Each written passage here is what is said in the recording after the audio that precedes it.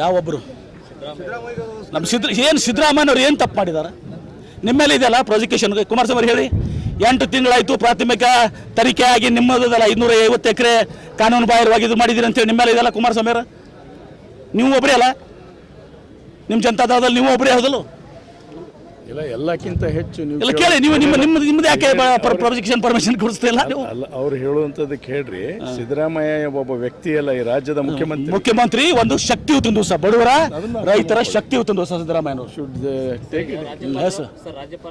ಪ್ರಾಥಮಿಕ ತನಿಖೆಯಲ್ಲಿ ಆಗಿದೆ ರೀ.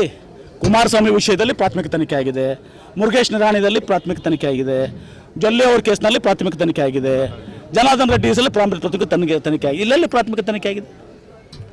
ಅವ್ರಿಗೆಲ್ಲ ಗೊತ್ತಿದೆ. ಕುಮಾರಸ್ವಾಮಿ ಅವ್ರಿಗೆ ತಮ್ಮ ಕೇಸು ಗೊತ್ತಿದೆ, 2 ತಿಂಗಳಿಂದ ಅಲ್ಲಿ ಬಿದ್ದದ ಅಂತೇಳಿ ಗವರ್ನರ್ ಮುಂದೆ. ಅದಕ್ಕೆ ಪರ್ಮಿಷನ್ ಕೊಡಿಸ್ರಿ ಕುಮಾರಸ್ವಾಮಿ ಅವರು. ನಮ್ಮದು ಒಂದು ಕೇಸ್ ಅದ ರೀ, ಪ್ರಾಥಮಿಕ ತನಿಖೆ ಆಗ್ಯದ, ಅದು ಪರವಾನಗಿ ಕೊಡ್ರತ್ ಹೇಳಿಸ್ರಿ ಕುಮಾರಸ್ವಾಮಿ ಅವ್ರ ಕಡೆ, ನಿರಾಣಿ ಕಡೆ, ಜೊಲ್ಲೆ ಅವ್ರ ಕಡೆ, ಜನಾರ್ದನ್ ರೆಡ್ಡಿ ಕಡೆ.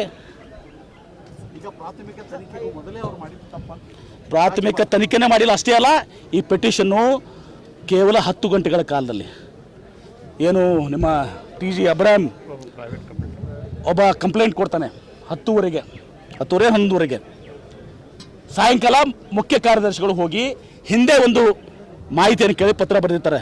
ಅದ್ರ ಮೇಲೆ ಸುದೀರ್ಘವಾಗಿ ಖುದ್ದಾಗಿ ಸರ್ಕಾರದ ಮುಖ್ಯ ಕಾರ್ಯದರ್ಶಿಗಳು, ಚೀಫ್ ಸೆಕ್ರೆಟರಿ ಖುದ್ದಾಗಿ ಹೋಗಿ ಅವ್ರಿಗೆ ಮನವರಿಕೆ ಮಾಡಿಕೊಟ್ಟು ಉತ್ತರವನ್ನು ಕೊಟ್ಟು ಬರ್ತಾರೆ. ಸರಾತುರಿಯಲ್ಲಿ ರಾತ್ರಿ 10:00 9 ಗಂಟೆಗಳ ಕಾಲದಲ್ಲಿ ನಿಮ್ಮ ನೋಟಿಸ್ ಕೊಡಕ್ಕೆ ಬಂತು. 9 ತಿಂಗಳು 16 ತಿಂಗಳು ಪ್ರಾಥಮಿಕ ತನಿಖೆಯಾಗಿ ನಮ್ಮ ಮುಂದಿದ್ದಾವಲ್ಲ, ಅದರ ಮೇಲೆ ನಿದ್ದೆ ಮಾಡ್ತಾ ಇದ್ದಾರಲ್ಲ ಗವರ್ನರ್ ಅವರು. ಕೇಂದ್ರ ಸರ್ಕಾರದ ಪ್ರಧಾನಮಂತ್ರಿಗಳು BJPಯ ಮತ್ತು ಅಮಿತ್ ಶಾ ಅವರ ಕೈಬೊಂಬೆಯಾಗಿ ಕೆಲಸ ಮಾಡ್ತಾ ಇದ್ದಾರೆ. ಗವರ್ನರ್ ಕಚೇರಿ BJP ಕಚೇರಿಯಾಗಿ ಪರಿವರ್ತನೆಗೊಂಡಿದೆ. ಸಿದ್ದರಾಮಯ್ಯನವ್ರಿಗೆ ಕೆಟ್ಟ ಹೆಸರು ತರಬೇಕು, ಒಬ್ಬ ಜನಪ್ರಿಯ ನಾಯಕ, ಅವರ ಜನಪ್ರಿಯತೆಗೆ ಕುಂದು ತರಬೇಕು, ಅದು ಆಗಂಗಿಲ್ಲ, ಆ ಮಾತು ಬೇರೆ. ಮತ್ತು ಸರ್ಕಾರವನ್ನು ಅಸ್ಥಿರಗೊಳಿಸಬೇಕು. ಪ್ರಜಾಪ್ರಭುತ್ವದ ಮೇಲೆ ತಡ ಸಂವಿಧಾನದಿಂದ ಏನು ಜನರ ಒಂದು ಆಶೀರ್ವಾದದಿಂದ 136 ಸೀಟ್ ಪಡ್ಕೊಂಡು ಸರ್ಕಾರ ಬಂದಿದೆ, ಇದನ್ನು ಅಸ್ಥಿರಗೊಳಿಸಬೇಕು ಅಂತನೂ ಒಂದು ಪ್ರಯತ್ನ ಇದೆ.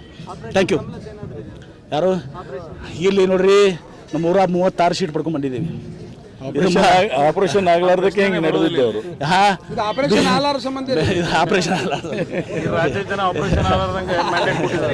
ಆಪರೇಷನ್ ನಿಮ್ಗೆ ಹೇಳ್ಯಾರ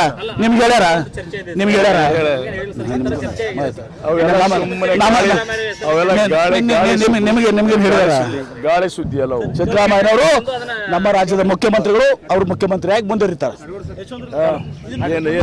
ಹೇಳಿದ್ರೆ ಮತ್ತೆ ಸರಿ, ಅವ್ರು ಹೇಳಿದ್ರೆ ಬೇಡ.